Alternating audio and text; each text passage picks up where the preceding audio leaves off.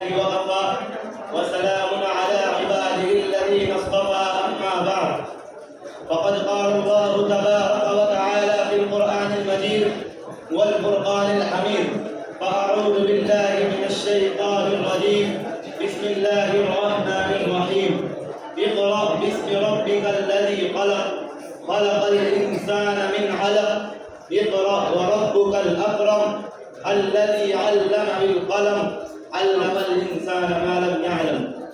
وقال النبي الأعظم صلى الله عليه وسلم: الدنيا ملعونة، ملعون ما فيها إلا ذكر الله وما والاه، وعالما أو متعلم.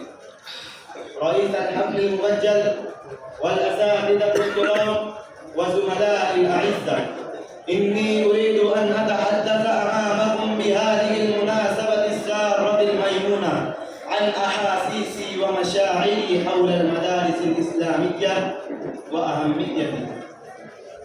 يا إخواني، إن المدارس الإسلامية لها أهمية باهرة مسلمة، ولها دور فعال في بناء المجتمع الإسلامي المثالي، ولها فعال حميدة في ترويج العلوم الإسلامية والتعاليم الشرعية النقية البيضاء، ولها مآثر خالدة مخلدة في معالجة القضايا العبيسة والفتن المعادية للإسلام والمسلمين، ولها جهود مقدسة في إزالة الأوهام والخرافات، ولها أثر بالغ أكبر في إقلاع العقائد الشركية الزائفة الزائغة، ولها نفوذ عميق في كشف الستار عن الأباطيل والتقاليد، ولها عنان خاص في دفاع التحديات الجديدة المستمرة حول الإسلام وتعاليمه الساهية البسيطة،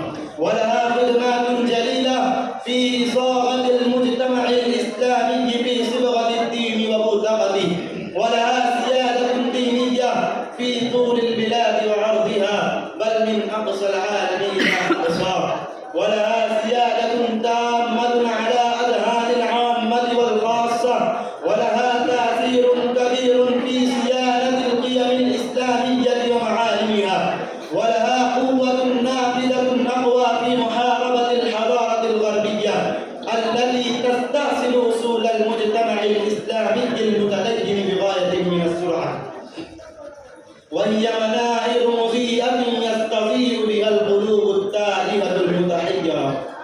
يا إخواني البررة، إن المدارس الإسلامية ما هي؟ وما هو غرضها؟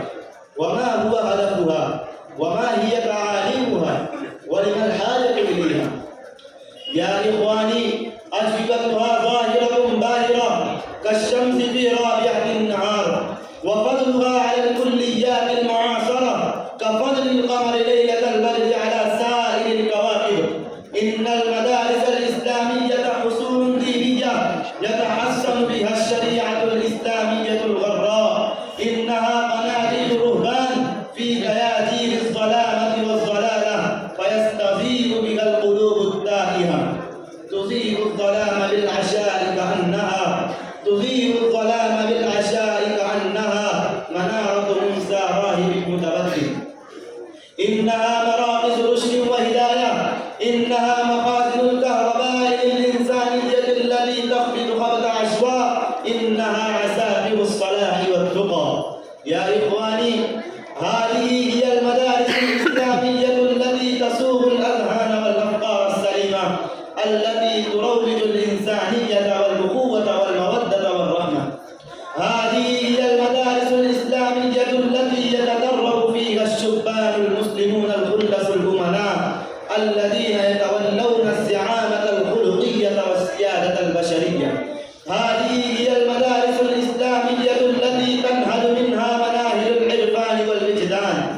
هذه هي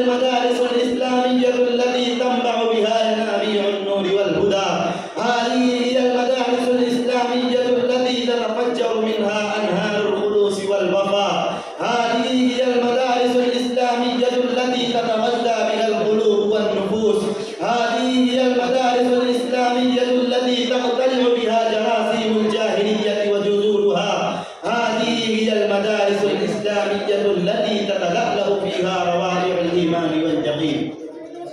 يا إخواني وزملائي، بعد هذه الحقيقة الناصعة البيضاء، كيف تكون هذه المراكز أوتار الإرهاب؟